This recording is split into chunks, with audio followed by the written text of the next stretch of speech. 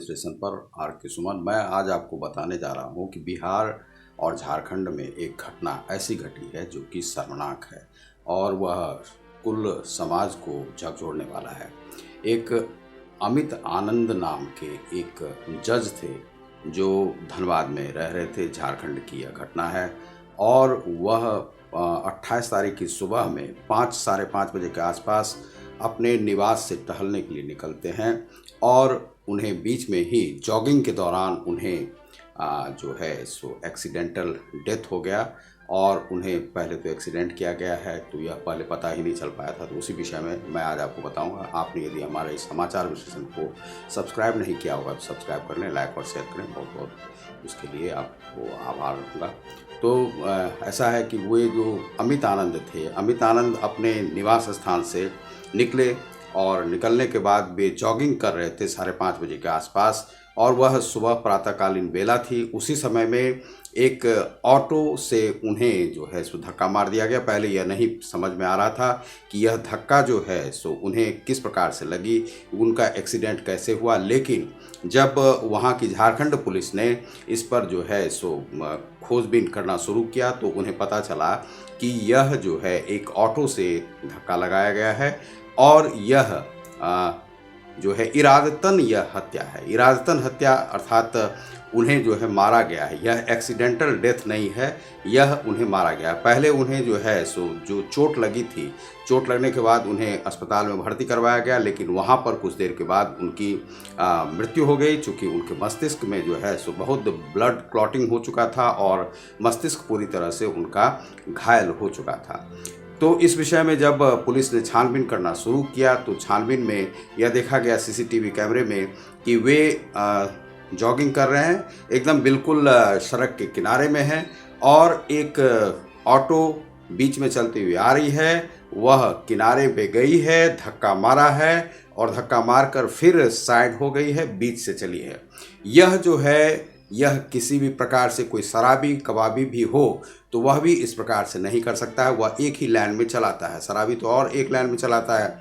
लेकिन यह जो ड्राइवर होगा और उसके पीछे में एक व्यक्ति बैठा हुआ है ड्राइवर के साथ, वह जो ड्राइवर है और वह व्यक्ति है, यह कहा जा रहा है कि उसके पीछे में भी एक मोटरसाइकिल आ रहा था और उस मोटरसाइकिल वाले ने भी कुछ इशारा किया है और पुलिस ने इसमें से एक ऑटो को और जो ड्राइवर है और एक दो और लोग हैं उसे पकड़ा है। तो दरअसल यह इरादतन हत्या है और उनके जो सदानंद प्रसाद हैं, उनके पिताजी जो कि वकील हैं, उन्होंने कहा है कि कुछ दिन पहले 10 या 15 दिन पहले इन्होंने एक को जो है सो डेथ का वह सुनाया था, फैसला सुनाया था और वह केस था और वह भी मर्डर ही केस था। तो उसमें जब डेथ की वह दी गई थी तो हो सकता है कि वह केस हो। चूँकि ये अमित आनंद बिल्कुल ही ऑनेस्ट एक जज थे और वे ईमानदार थे, तो उन पर बहुत लोगों की इस प्रकार से नज़र थी। अब बात उठती है कि समाज में यह कहा जाता है कि लेखक, पत्रकार और जो जज और सरपंच ये अवध्य होते हैं, इनकी जो है सो हत्या नहीं की जानी चाहिए किसी भी समाज के द्वारा। चूँकि जो न्यायाधीश होते हैं वह आपके कर्म के अनुसार जो है सो वह फैसला सुनाते हैं और आपका कर्म जैसा भी होगा उसी अनुसार से आपको वह फैसला दिया जाएगा और वह जांच पड़ताल के बाद ही दी जाती है। जज से कई बार हो सकता है कि गलतियां हो जाती हैं, तो उसमें हो सकता है कि इस प्रकार की घटनाएं घटें, लेकिन गलतियां ऐसे नहीं होती हैं क्योंकि जब सारा प्रूफ, सारा गवाह यह रहता है तो वह फैसले दिए जाते हैं। अब यह है कि किस मामले में कौन से लोगों ने उन पर जो है यह अटैक किया और उनकी मृत्यु हो गई। और दरअसल यह सोचने वाली बात है कि उनके साथ जो है सुरक्षा गार्ड क्यों नहीं थे।